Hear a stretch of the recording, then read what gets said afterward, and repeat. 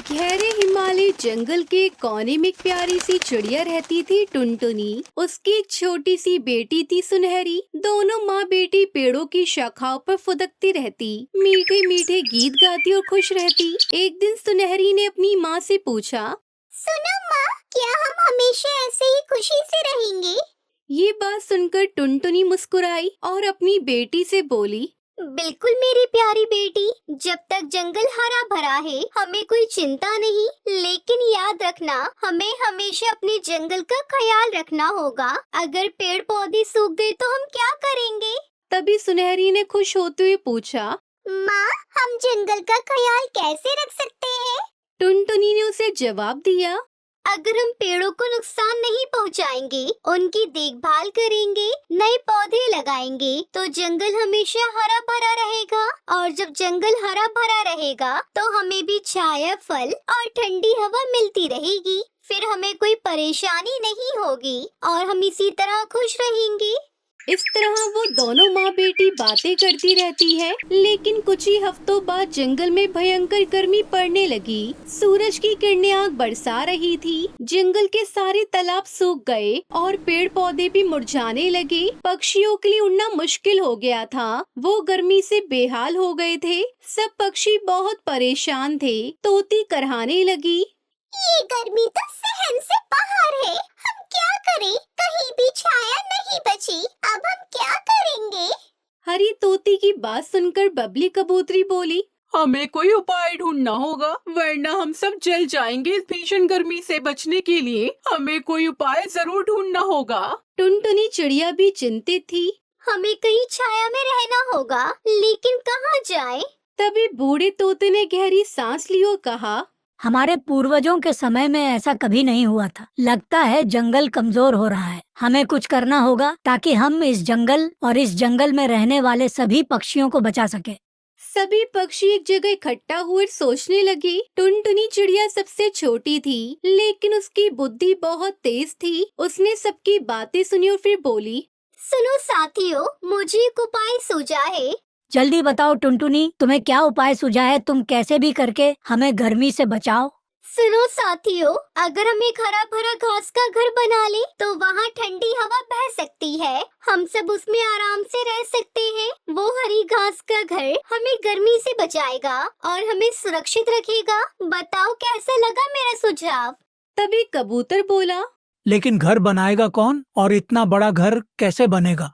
कबूतर भाई, हम सब मिलकर बनाएंगे हरी घास का घर। अगर हम मेहनत करेंगे तो कुछ भी असंभव नहीं। सोचो, अगर हर पक्षी अपना छोटा सा योगदान दे दे तो हम बहुत जल्दी एक बड़ा हरी घास का घर बना सकते हैं, जो हमें गर्मी से बचाएगा। टुनटुनी चिड़िया की बात सुनकर सभी पक्षियों ने खुशी खुशी हामी भर दी। अगले ही दिन सब पक्षी काम में जुट गए। मोर ने सबसे हरी हरी घास का चुनाव किया। तोते ने मजबूत बेलों को इकट्ठा किया। तोती कबूतरी ने छोटे छोटे तिनके जमा किए। टुनटुनी और सुनहरी ने उन तिनकों को जोड़कर घर की दीवारें बनाना शुरू कर दी। काम धीरे धीरे आगे बढ़ने लगा। टुनटुनी चिड़िया ने सबको प्रोत्साहित किया, देखो साथियों, अगर हम सब मिलकर काम करें तो कुछ भी मुश्किल नहीं। हमें बस सब्र रखना होगा और मेहनत करनी है। हमें हमारी मेहनत का फल जरूर मिलेगा। इस दौरान कुछ पक्षी निराश भी हो गए। एक दिन तोता शिकायत करने लगा, ये काम बहुत कठिन है। हम इतने छोटे छोटे हैं, इतना बड़ा हरी घास का घर कैसे बना सकते हैं? टुनटुनी मुस्कुराते हुए बोली, बिल्कुल वैसे ही जैसे चींटी अपनी मेहनत से अपना घर बनाती है, वैसे ही जैसे मधुमक्खी शहद इकट्ठा करती है। छोटे छोटे प्रयास बड़े परिणाम लाते हैं। हमें बस मेहनत जारी रखनी होगी। फिर टुनटुनी चिड़िया की कड़ी मेहनत के बाद आखिरकार हरा भरा हरी घास का घर तैयार हो गया। तोते ने खुश होकर कहा, अरे वाह, ये तो बहुत सुंदर लग रहा है। इतनी ठंडी हवा आ रही है इस हरी घास के घर में। इस घर में तो गर्मी का नामो निशान तक नहीं है। अंदर ठंडी हवा भी आ रही है। ये सच में जादू जैसा है। हमें अब गर्मी से डरने की जरूरत नहीं। अब हमें गर्मी की चिंता नहीं। हम सब आराम से यहाँ रह सकते हैं। एक दिन सुनहरी ने टुनटुनी चिड़िया से पूछा, माँ, क्या ये हरी घास का घर हमारा हमेशा रहेगा? टुनटुनी ने उसे प्यार से गले लगाया। जब तक हम इसे प्यार से संभाल कर रखेंगे ये घर हमेशा रहेगा। हमें हमेशा मिलकर इसकी देखभाल करनी होगी ताकि ये हरा भरा बना रहे। बूढ़े तोते ने सहमति में सर हिलाया। हमें यह सीख लेनी चाहिए कि जंगल की देखभाल करना हमारी जिम्मेदारी है। अगर हम पेड़ नहीं काटेंगे, पानी का संरक्षण करेंगे तो हमें कभी इस तरह की परेशानी नहीं होगी। टुनटुनी ने सबको समझाया। हमारा जंगल हमें बहुत कुछ देता है, लेकिन हमें इसे बचाने के लिए बहुत मेहनत करनी पड़ेगी। अगर हम इसे हरा भरा रखेंगे तो हम हमेशा सुरक्षित और खुश रहेंगे। फिर सभी पक्षियों ने प्रण लिया कि वो जंगल को हरा भरा रखने के लिए मिलकर काम करेंगे। उन्होंने नए पौधे लगाए, पुराने पेड़ों की देखभाल की और इस बात का ध्यान रखा कि पानी बर्बाद ना हो। अब जंगल पहले से भी ज्यादा हरा भरा हो गया। पक्षियों का नया हरी घास का घर ठंडा और आरामदायक था। वो फिर से अपने पुराने दिनों की तरह खुशी से रहने लगे। अब हर साल गर्मी के मौसम में सभी पक्षी टुनटुनी चिड़िया के बनाए हरे भरे हरी घास के घर में रहते और गर्मी से सुरक्षित रहते। टुनटुनी और सुनहरी ने देखा कि उनका छोटा सा प्रयास पूरे जंगल के लिए वरदान बन गया था और इस तरह टुनटुनी चिड़िया की समझदारी और मेहनत से जंगल के सारे पक्षी सुरक्षित और खुशहाल हो गए।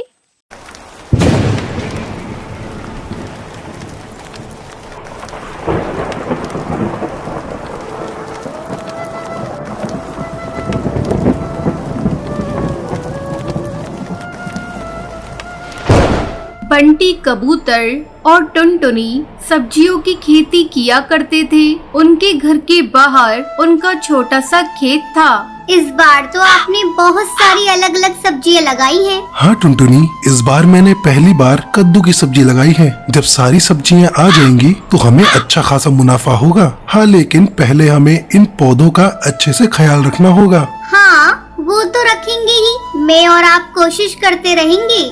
टुनटुनी और बंटी कबूतर मिलकर अपनी सब्जियों के खेतों का बहुत अच्छे से ख्याल रखते थे। उनके खेत ही उन दोनों की कमाई का जरिया थे। धीरे धीरे उनके पौधों में सब्जियां लग गई। ये देखकर वो दोनों बेहद खुश थे।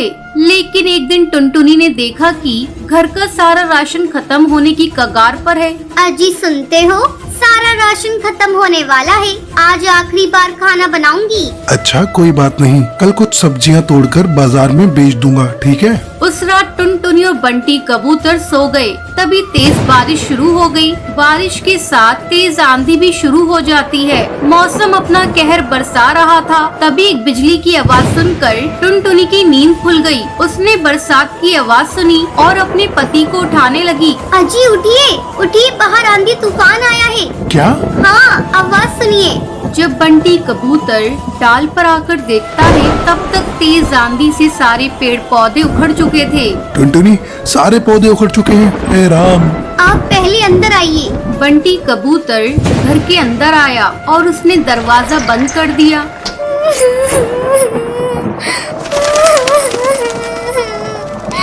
हे राम, अब हमारा क्या होगा? घर में तो राशन भी नहीं है। अब हमें भूखा रहना होगा। हे भगवान, तूने सारी मेहनत बेकार कर दी। अब मैं क्या करूं? अब क्या होगा? रो मत टुनटुनी, कुछ न कुछ जरूर होगा, लेकिन हमें भूखे मरने की नौबत नहीं आएगी। मौसम की मार से उनके सारे पौधे खराब हो चुके थे। ये सोचकर वो दोनों परेशान थे और सुबह हुई और मौसम का कहर रुक गया। आंधियां बंद हो गईं। फिर टुनटुनी और बंटी कबूतर अपने खेत में आए। यहाँ तो सब कुछ तितर बितर हो चुका है, सिवाय इस कद्दू के। तभी उनकी नजरों के सामने एक बड़ा सा कद्दू चमक रहा था। मैं सोच रही हूँ इसे बेचकर ज्यादा पैसे तो नहीं मिलेंगे। क्यों ना हम इसे घर में ही रखें। कम से कम इसकी सब्जी बनाकर कुछ रोज हम दोनों का पेट तो भर सकता है। हाँ, तुम सही कह रही हो टुनटुनी, चलो इसे अंदर ले चलते हैं। बंटी कबूतर ने उस बड़े से कद्दू को उठा लिया और दोनों घर के अंदर चले गए। बंटी कबूतर ने कद्दू को रसोई में रख दिया। मुझे चाकू देना टुनटुनी। टुनटुनी ने बंटी कबूतर को चाकू दिया और जैसे ही बंटी कबूतर ने उस बड़े से कद्दू को चीरा तो उसमें से चिड़िया के बच्चे की रोने की आवाज आने लगी। ये क्या? आप आराम से चीरिए। बंटी कबूतर ने आराम से कद्दू को चीरा तो उसके अंदर उन्हें एक छोटी सी चिड़िया की बच्ची दिखी। है, ऊपर वाले कद्दू में ये बच्चे कैसे आ गई? ये कुदरत का करिश्मा है। हाँ, लगता लगता है इसे भूख लगी है, इसके लिए थोड़ा दूध ले आऊं, पर घर में तो दूध भी नहीं है। एक काम करती हूँ, पड़ोस की हरी काकी से ले आती हूँ, जब तक आप इसे संभालिए। टुनटुनी दूध लेने पड़ोसन के घर चली गई और यहाँ बंटी कबूतर चिड़िया के बच्चे को देखने लगा। भला कद्दू के अंदर ये चिड़िया का बच्चा कैसे आ गया? लगता है ये कोई मामूली चिड़िया नहीं है, जरूर ये करिश्माई है। कुछ देर बाद टुनटुनी दूध लेकर आ गई। टुनटुनी ने जैसे ही बच्ची को दूध पिलाया, वैसे ही उसके पंखों से सोने के सिक्कों की बारिश होने लगी। सोने के सिक्के देखकर बंटी कबूतर और टुनटुनी दोनों हैरानी में पड़ गए। कहीं ये ख्वाब तो नहीं? नहीं, ये सब हकीकत है। ये चिड़िया कोई आम चिड़िया नहीं है, ये जरूर कोई जादुई चिड़िया है। अब हमें क्या करना चाहिए?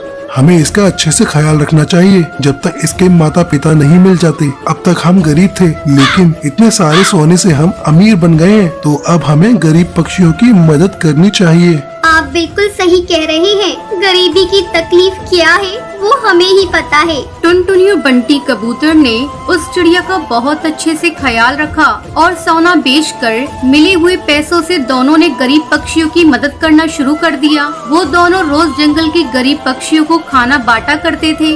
ऊपर वाला तुम्हें हमेशा बरकत दे। शुक्रिया कालू कौवे, शुक्रिया। टुनटुनी और बंटी कबूतर गरीब पक्षियों की मदद करके अपना जीवन खुशी खुशी बिताने लगते हैं। सुंदरवन जंगल में टुनटुनी नाम की चिड़िया रहा करती थी। आज टुनटुनी की शादी है। बारात जब चिड़िया वालों के दरवाजे पर पहुंची, तो घर में कोहराम मचा था। किसी ने कहा कि टुनटुनी भाग गई है। काफी समय के बाद बारात वापस चली गई।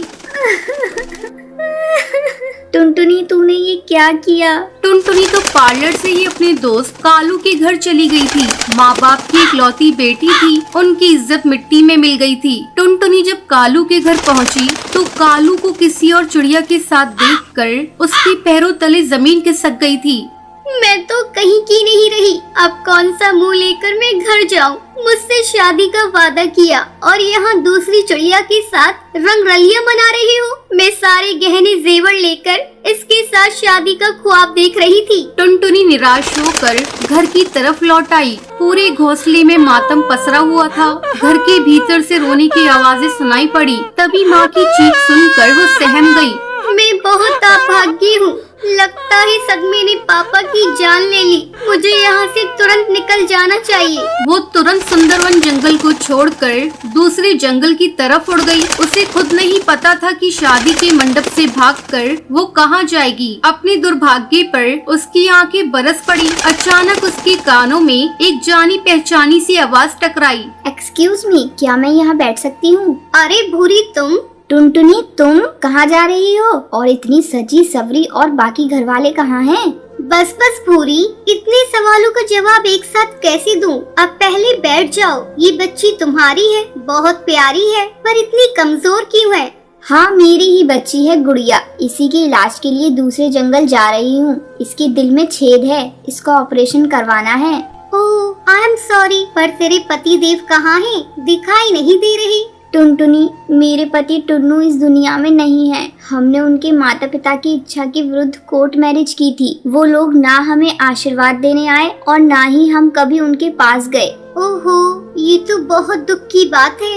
वैसे तुम बताओ, कहाँ जा रही हो? टुनटुनी ने भूरी को सब कुछ बता दिया। अच्छा, तुम रो मत, मेरे साथ ही चलो। मेरे ससुर जी बहुत रईस कौआ है, उनके कई कारखाने हैं, कहीं न कहीं तुम्हें काम मिल ही जाएगा। ओह थैंक्स पूरी, मैंने MBA किया है इसी साल। मैं अपनी मर्जी से शादी करना चाहती थी, पर मम्मी पापा ने अपने आगे मेरी एक भी न सुनी। मजबूर होकर मुझे घर से भागना पड़ा, पर शायद मम्मी पापा सही थे। टुनटुनी की आंखों से आंसू गिरने लगे थे। टुनटुनी, रोना बंद करो। मैं भी पहली बार ही ससुराल जा रही हूँ। जब मेरे ससुर जी ने टुन्नू के मरने की खबर सुनी, तो उनका सारा गुस्सा पानी हो गया। उन सभी ने तो मुझे और मेरी बच्ची को देखा भी नहीं है। उन लोगों ने ही पत्र लिखकर मुझे बुलाया है। बहुत देर तक बातें करते करते दोनों नदी किनारे पर ही सो गईं। तभी अचानक एक तेज तूफान आ गया। चारों तरफ अफरा तफरी मच गई थी। तेज हवा से एक डाल सीधा भूरी के ऊपर आकर गिरी। उसके माथे से खून की धाराएं बह रही थी। टुनटुनी, मेरी एक मदद कर दो। मैं शायद जिंदगी और मौत से जूझ रही हूँ। मेरे पास समय नहीं है। प्लीज मेरी बच्ची को उसके दादा दादी के पास पहुँचा देना और तुम उसकी माँ बनकर ही जाना। वो मुझे नहीं पहचानते। ये कहते कहते भूरी की आंखें बंद हो गई थी। टुनटुनी की रोते रोते हिचकियां बन गई थी।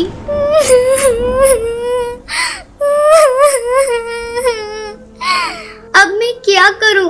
भूरी को छोड़कर कैसे जाऊं? उसने गुड़िया को सीने में जोर से भींच लिया और भूरी के बताए पते पर पहुंच गई। घर क्या, वो तो पूरी हवेली थी। टुन्नू के पिता कड़कनाथ सेठ ने उसे देखते ही कहा, आओ बेटी भूरी, हमें माफ कर दो। हमसे बहुत बड़ी गलती हो गई जो हमने इतने दिनों तक अपने बच्चों से दूरी बनाकर रखी। ऊपर वाले ने हमें उसकी सजा दे दी है। टुन्नू की माँ सुंदरी देवी ने उसे गले लगा लिया और कहा, लाओ बच्ची को मुझे दे दो। अरे कलावती, भूरी भाभी का सामान टुन्नू के कमरे में रख दो। भाभी को उनका कमरा दिखा दो।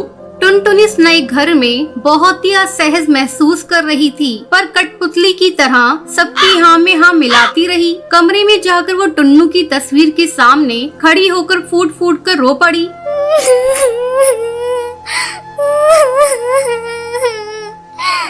आप मुझे माफ कर दीजिए। मैं आपको नहीं जानती, पर आपकी बच्ची के लिए और अपने ठिकाने के लिए मुझे आपकी विधवा का रूप धारण करना पड़ रहा है। भूरी की भी यही इच्छा थी। मैं विधवा बनकर इस घर में कब तक रह पाऊंगी? जब इस झूठ का पर्दाफाश होगा तो क्या मुंह दिखाऊंगी? ये सोचते ही उसका कलेजा मुंह को आ गया। तभी दरवाजे पर सुंदरी देवी को देखकर उसने उन्हें कमरे में आने के लिए कहा। हमने जब टीवी में समाचार सुना कि जंगल में तेज तूफान और बारिश ने कहर बरसाया है तो सारी उम्मीदें खत्म हो गई थी, पर तुम्हें देखकर नया जीवन मिल गया। चल खाना खाकर आराम कर लो। सुबह डॉक्टर के यहाँ भी जाना है गुड़िया को दिखाने। जी माँ जी। उसको वहाँ रहते हुए 1 साल होने को आया। अब समय आ गया है मैं इन लोगों को सच्चाई बता दूं। किसी इंसान को कब तक धोखे में रख सकती हूँ मैं? यही सोचकर वो सास के कमरे की तरफ बढ़ गई। तभी सास की आवाज उसके कानों में पड़ी। मैं इतनी बड़ी बात कैसे कह सकती हूँ? अगर वो नहीं मानी तो? एक बार कहकर तो देखो। उसकी मर्जी के बिना हम कुछ नहीं कर सकते। देव कबूतर ने खुद ही मुझसे उसके साथ शादी के लिए प्रस्ताव रखा है। वो टुन्नू का दोस्त है। टुनटुनी ने सुना तो उसकी आंखों से आंसू आ गई। वो तुरंत अंदर चली गई। बापूजी, माँ जी, मुझे आप दोनों से कुछ कहना है। बोलो बेटी। गुड़िया भी पूरी तरह से स्वस्थ हो गई है। अब आप लोगों को मैं धोखा नहीं देना चाहती, पर क्या बोलो? टुनटुनी ने शुरू से लेकर अंत तक सारी बात बता दी। सब कुछ सुनने के बाद, बेटी ये तुम्हारा बहुत बड़ा बलिदान है। तुमने हम लोगों को ऐसे समय में सहारा दिया जब हम बिल्कुल बेसहारा हो चुके थे। एक तरफ टुन्नू की मौत और दूसरी तरफ भूरी की मौत का समाचार सुनकर शायद हम दोनों टूट ही जाते, पर तुम्हारे उस झूठ ने हमें जीवन दान दिया है। ये सच है। इतने दिनों तक तुम हमारे घर में कुंवारी विधवा बहू बनकर रही। अब हम तुम्हारी शादी करके अपने हाथों से विदा करेंगे। टुनटुनी ने दोनों के पैर छूकर आशीर्वाद लिया। उसकी शादी देव कबूतर से हो गई। अब उसका जीवन खुशियों से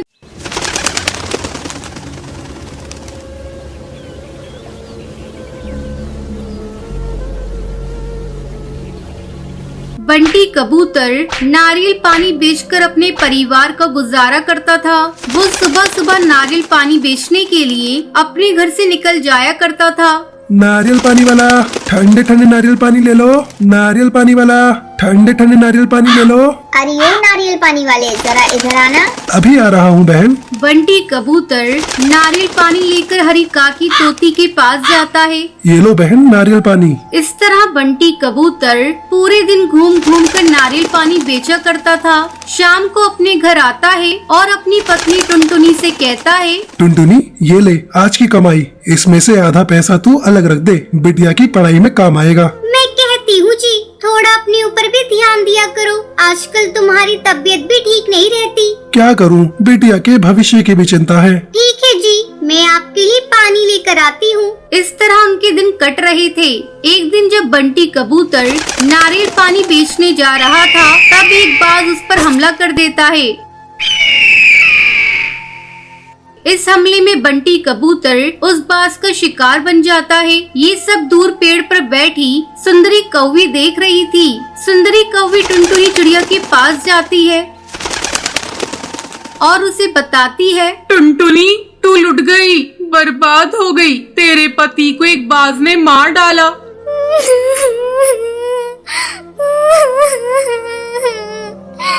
ये क्या कह रही है सुंदरी कौवी? उस बाज की मेरे पति से क्या दुश्मनी थी? कई दिनों तक टुनटुनी चिड़िया बंटी कबूतर की याद में रोती रहती है।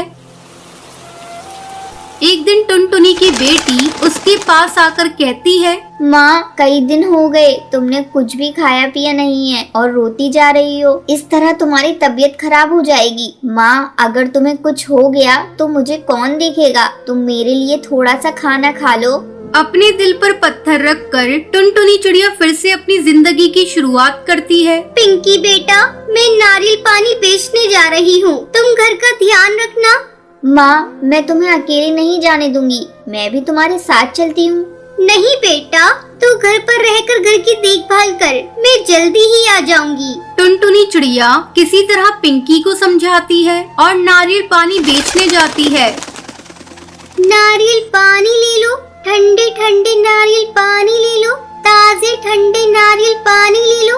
तभी कालू कौवा कहता है, अरे ओ टुनटुनी, तू अपना नारियल पानी कहीं और जाकर बेच। इस जंगल के पक्षी अब कोल्ड ड्रिंक पीते हैं। तू अपनी दुकान कहीं और जाकर लगा। ठीक है कालू भैया, मैं कहीं और जाकर अपना नारियल पानी बेच लूंगी। टुनटुनी चिड़िया थोड़ी दूरी पर जाकर अपना नारियल पानी का ठेला लगाती है। सुबह से शाम हो जाती है, लेकिन उसका एक भी नारियल पानी नहीं बिकता। जंगल के सारे पक्षी केवल कोल्ड ड्रिंक पी रहे थे।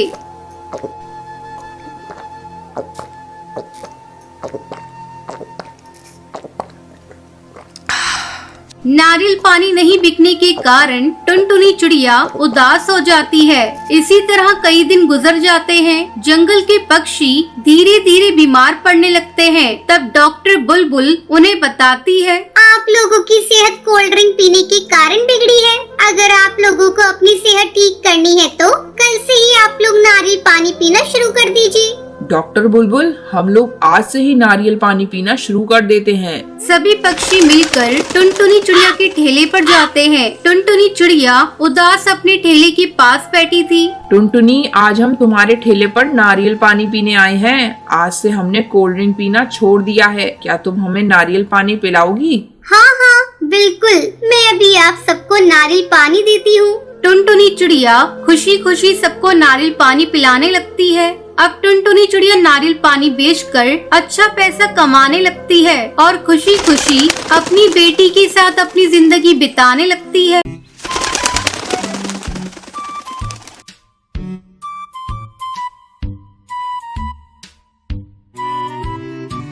सुंदरवन जंगल में टोनी चिड़िया का एक परिवार रहा करता था। उस परिवार में टोनी अपनी दो बेटियों के साथ रहती थी। उसकी बड़ी बेटी का नाम टुनटुनी था और छोटी का नाम भूरी था। टुनटुनी बहुत ही आलसी थी। वो कोई काम नहीं करती थी, दिन भर खाती रहती थी और सोती रहती थी।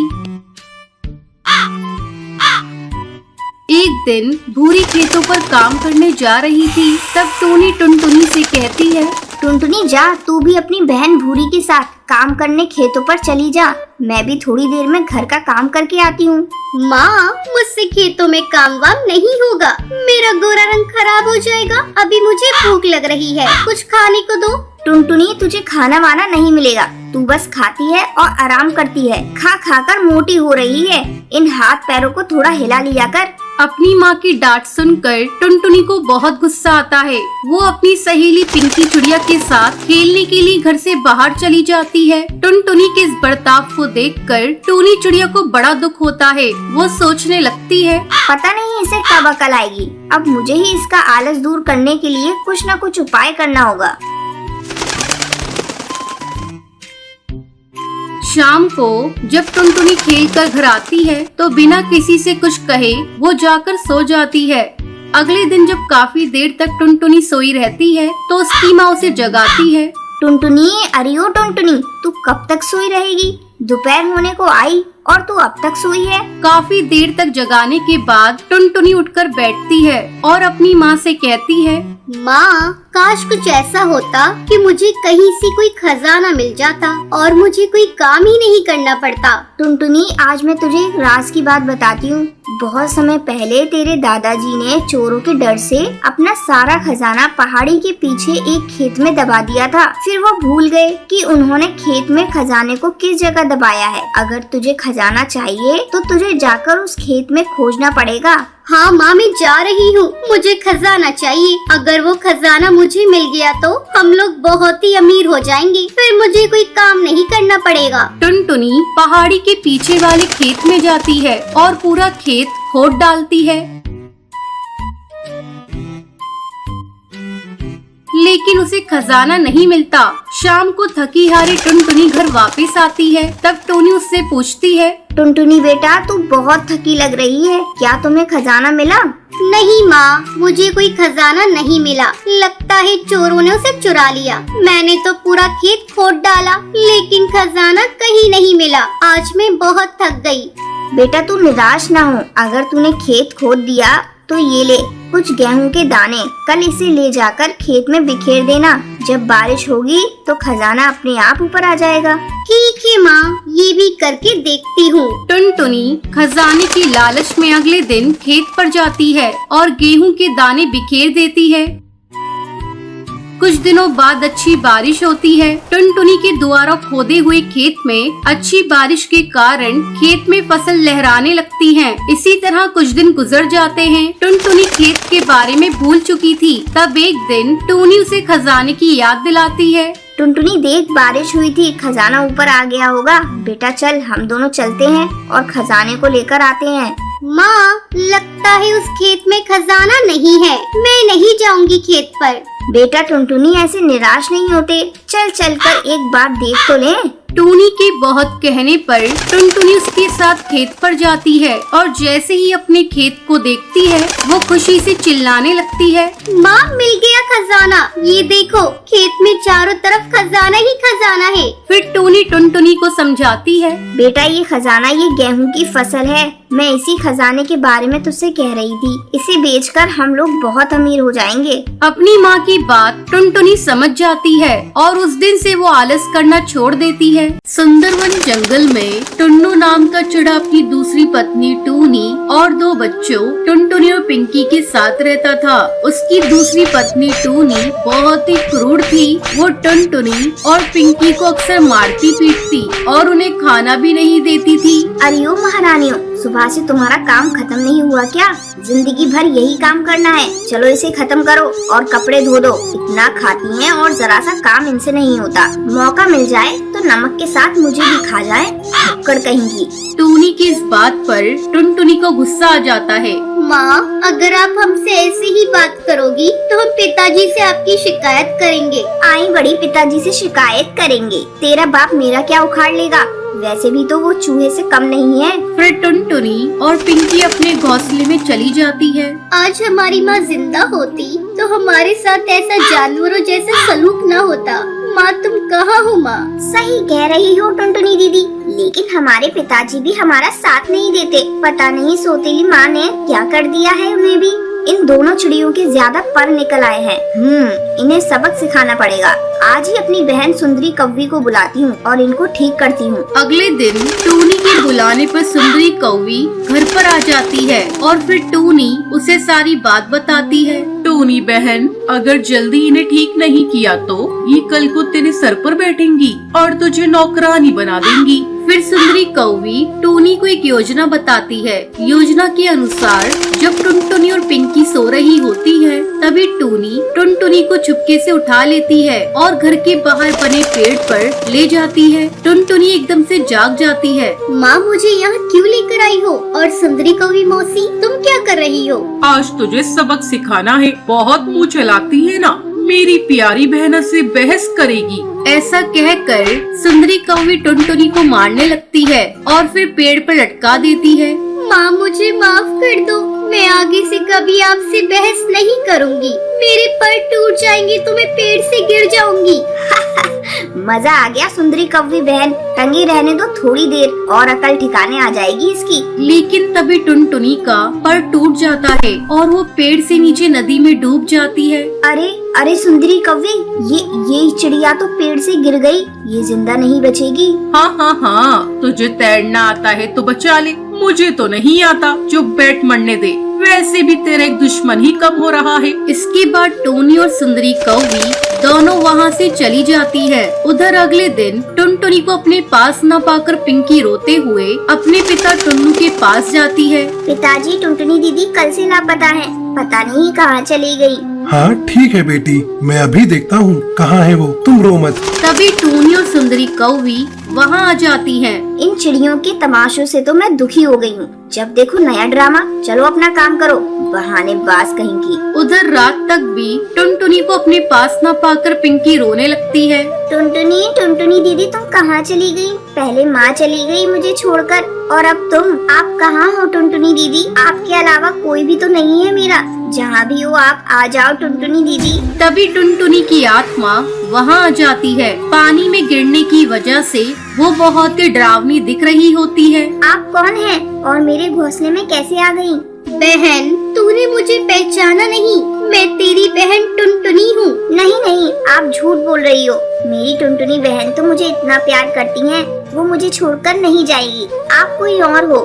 नहीं, मैं तेरी प्यारी बहन टुनटुनी ही हूँ। इन दुष्टों ने उस रात मुझे मार डाला। फिर टुनटुनी पिंकी को रात वाली सारी बात बताती है। दीदी, इन दुष्टों ने आपके साथ अच्छा नहीं किया, आप इन्हें मत छोड़ना। बहन, मारना हो तो मैं इन्हें एक बार में मार दूं, लेकिन इन्हें इनकी किए की सजा इतनी जल्दी नहीं दूंगी। इन्हें मैं भी तड़पाऊंगी, फिर मारूंगी। बस तुम मेरी बात ध्यान से सुनो। फिर टुनटुनी चुड़ैल पिंकी को सारी योजना समझाती है। अगले दिन सुबह पिंकी घर के काम कर रही होती है, तभी सुंदरी कौवी वहाँ आती है। क्या हुआ महारानी, आ जाएगी तेरी बहन, अब जल्दी से काम कर। घर के काम जल्दी से खत्म कर तो रही हूँ, अब क्या मशीन बन जाऊँ? ये सुनकर सुंदरी कौवी को गुस्सा आ जाता है और वो पिंकी को मारने के लिए आगे बढ़ती है, लेकिन तभी टुनटुनी चुड़ैल आकर उसे अड़ंगी लगा देती है। सुंदरी कौवी जोर से नीचे गिर जाती है। अरे हाय मेरी कमर, मेरे तो कूले टूट गए। किसने इतनी जोर से पर मारा है? ये सब तेरी वजह से हुआ है चिड़िया, तुझे मैं नहीं छोड़ूंगी। तभी टूनी वहाँ आ जाती है। अरे सुंदरी कौवी बहन, क्या हुआ? तुम कैसे गिर गई? चलो मेरे साथ अपने घोंसले में। फिर टूनी सुंदरी कौवी को उसके घोंसले में लेकर जाती है। उधर रात में पिंकी टुनटुनी चुड़ैल से बातें करती है। दीदी, क्या सबक सिखाया आपने?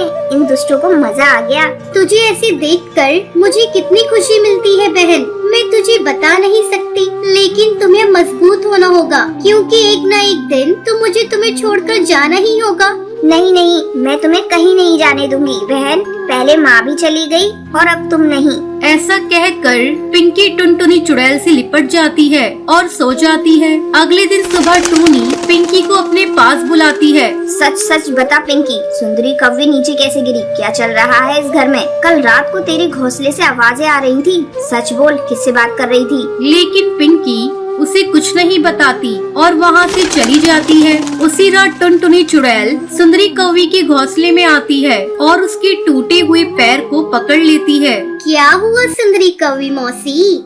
बहुत दर्द हो रहा है? हाँ, दर्द तो हो रहा है, लेकिन तुम हो कौन और मुझे ऐसे क्यों पकड़ रखा है? क्या मौसी, मुझे नहीं पहचाना? मैं आपकी बेटी टुनटुनी हूँ। नहीं, तुम जिंदा कैसे हो गई? नहीं, तुम झूठ बोल रही हो। हम चुड़ैल है मौसी, इंसान नहीं जो झूठ बोले। चलो, वैसे भी आपका इस दुनिया में टाइम खत्म हो गया है। ऐसा कहकर टुनटुनी सुंदरी कौवी को उठा लेती है और ले जाकर उसी पेड़ के पास वाली नदी में डाल देती है। तैरना न आने की वजह से सुंदरी कौवी की मौत हो जाती है। वहीं अगले दिन सुंदरी कौवी को घर पर न पाकर टूनी गुस्से से आग बबूला हो जाती है। सच बोल पिंकी, मेरी बहन कहाँ है? तुझे पता है मेरी बहन कहाँ गई? सच बता, नहीं तो मैं तुझे जिंदा नहीं छोड़ूंगी, बता।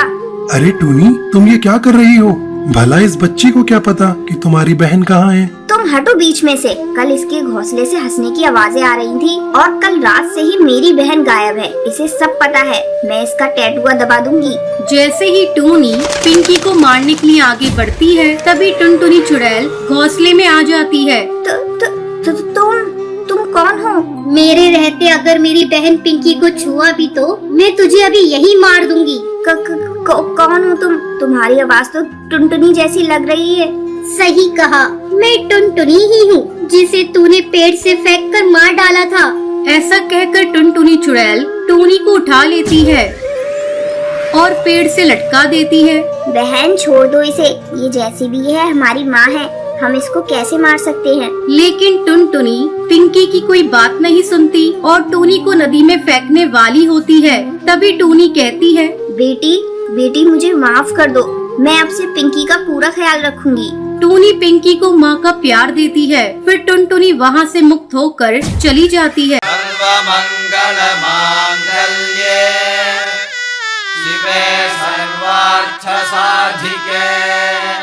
बहुत समय पहले सुंदरवन जंगल में टूनी चिड़िया अपनी बेटी टुनटुनी के साथ रहा करती थी। टूनी चिड़िया अपने पड़ोसियों के यहाँ काम करके अपना घर चलाती थी। कुछ महीनों पहले ही उसका पति टुन्नू चिड़ा उसे छोड़कर चला गया था। उसने एक दूसरी चिड़िया से शादी कर ली थी। एक दिन जब टूनी चिड़िया अपने घोंसले में आराम कर रही थी, तब कड़कनाथ सेठ उसे उठाता है और आवाज लगाता है, टूनी चिड़िया, अरे ओ टूनी चिड़िया, जल्दी से बाहर आओ, मुझे तुमसे जरूरी बातें करनी है। उसकी आवाज सुनकर टूनी अपनी बेटी टुनटुनी से कहती है, बेटी जा देख कौन आया है, मेरी तबीयत कुछ ठीक नहीं लग रही, बाद में आने को बोल दे। टुनटुनी घोंसले से बाहर आती है। अंकल, मेरी माँ की तबीयत ठीक नहीं है, आप बाद में आइएगा। ए टुनटुनी, जा अपनी माँ से कह दे कड़कनाथ सेठ अपना हिसाब करने आया है और हिसाब किए बिना यहाँ से नहीं जाएगा। कड़कनाथ सेठ की तेज आवाज सुनकर टूनी चिड़िया बाहर आती है। क्या बात है सेठ जी, आपने यहाँ आने का कष्ट कैसे किया? किसी को भेज देते, हम आपके यहाँ आ जाते। टूनी, तेरे पति ने कुछ महीने पहले मुझसे कुछ रुपए उधार लिए थे, आज मैं उन्हीं रुपयों को लेने आया हूँ। लेकिन सेठ जी, टुन्नू चिड़ा ने तो इस बारे में कभी मुझसे कोई बात ही नहीं की और वो तो मुझे छोड़कर चला गया है। देख टूनी, वो सब मैं कुछ नहीं जानता, तू बस मेरा उधार दे, नहीं तो तू अपना घोंसला मेरे नाम कर दे।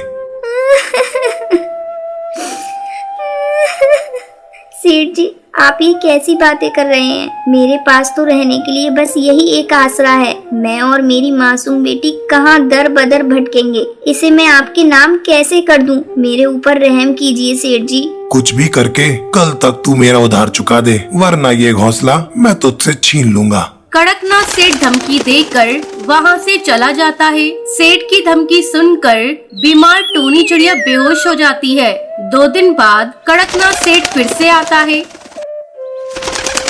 टूनी चिड़िया, चल मेरा बकाया चुका, नहीं तो घर खाली कर। टूनी असहाय खड़ी अपनी आंखों में आंसू लिए चुपचाप खड़ी रहती है। कड़कनाथ सेठ टूनी को उसके घोंसले से भगाकर उस पर कब्जा कर लेता है।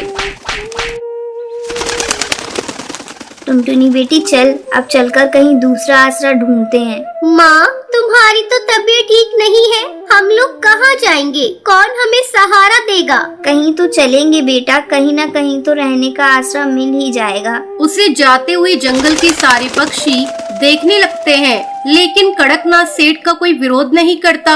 नई आशियाने की तलाश में दोनों माँ बेटी भटकते भटकते पास के जंगल में पहुँचती हैं। बीमार होने के कारण टूनी चिड़िया थक जाती है और एक पेड़ पर बैठ जाती है। फिर अपनी बेटी से कहती है, बेटी टुनटुनी, देखना कहीं से पानी मिल जाए तो ले आ, मुझे बहुत जोरों की प्यास लगी है। ठीक है माँ, मैं अभी पानी लेकर आती हूँ। टुनटुनी उस जंगल की नदी से पानी लाने जाती है। जैसे ही टुनटुनी पानी लेकर आने लगती है, वो देखती है कि एक चिड़िया वहाँ बेहोश पड़ी है। टुनटुनी उस चिड़िया को पानी पिलाती है। अचानक वो चिड़िया एक परी के रूप में बदल जाती है। बेटी, आज तुमने पानी पिलाकर मेरी जान बचाई है। तुम कौन हो? तुम इतनी उदास क्यों दिखाई दे रही हो? परी माँ, मेरी माँ बहुत बीमार है। सेठ ने हम लोगों को घर से बेघर कर दिया है। अब हम लोग एक नए आशियाने की तलाश कर रहे हैं। बेटी तुम अब चिंता मत करो, मैं तुम्हारे लिए एक घर बना देती हूँ। तुम अपनी माँ के साथ उस घर में खुशी खुशी रहना। और ये लो जादुई आम, इसे अपनी माँ को खिला देना, तुम्हारी माँ भली चंगी हो जाएगी। इतना कहकर वो परी अपने जादू से एक घर बना देती है। टुनटुनी अपनी माँ को आम खिला देती है। जादुई आम खाकर टूनी चिड़िया बिल्कुल स्वस्थ हो जाती है। फिर दोनों माँ बेटी उस परी के द्वारा बनाए हुए घर की तरफ जाते हैं। बेटा ये घर तो बहुत खूबसूरत है। हाँ माँ, ये घर जादुई परी ने बनाया है। फिर वो दोनों उस घर में खुशी खुशी रहने लगती हैं।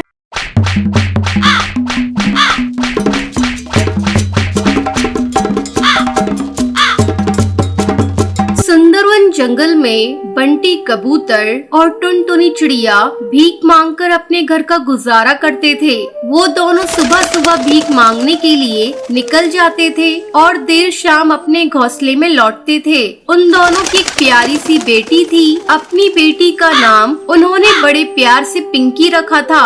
एक दिन टुनटुनी चिड़िया अपने पति से कहती है, बंटी हमारी बेटी अब बड़ी हो रही है, हम उसे अच्छी परवरिश देंगे।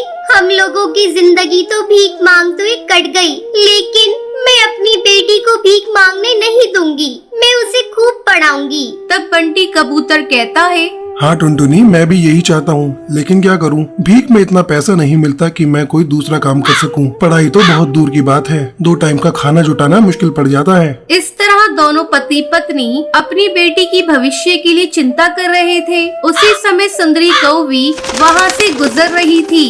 जब वो बंटी कबूतर और टुनटुनी चिड़िया को भीख मांगते हुए देखती है तो वहाँ रुक जाती है। तभी टुनटुनी चिड़िया कहती है, कुछ खाने को दे दो बहन, भगवान तुम्हारा भला करेगा। तब गुस्से में सुंदरी कौवी कहती है, देख टुनटुनी चिड़िया, तू मेरी यात्रा खराब मत कर, मैं किसी काम से जा रही हूँ। तुम भिखारियों को यहाँ देखा तो रुक गई। तुम भीख क्यों मांगते हो? कोई दूसरा धंधा करो। कौन सा धंधा करूँ सुंदरी बहन? हम जैसे गरीब को कोई काम भी नहीं देता। भगवान तुम्हारा भला करेगा, कुछ तो दे दो सुंदरी बहन। जिस काम से तुम जा रही हो वो काम पूरा होगा। टुनटुनी चल, तू भी क्या याद करेगी। ये ले, ये मेरे पास एक लॉटरी की टिकट पड़ी है, अभी कुछ ही दिन पहले खरीदी थी। मुझे तो इन लॉटरी की टिकट में कोई विश्वास ही नहीं, लेकिन कालू कौवे ने मुझे जबरदस्ती ये दे दिया। शायद तुम्हारी ये लॉटरी लग जाए। सुंदरी कौवी लॉटरी का टिकट टुनटुनी चिड़िया को दे देती है। लॉटरी का टिकट लेकर टुनटुनी चिड़िया कहती है, तुम्हारी यात्रा सफल हो।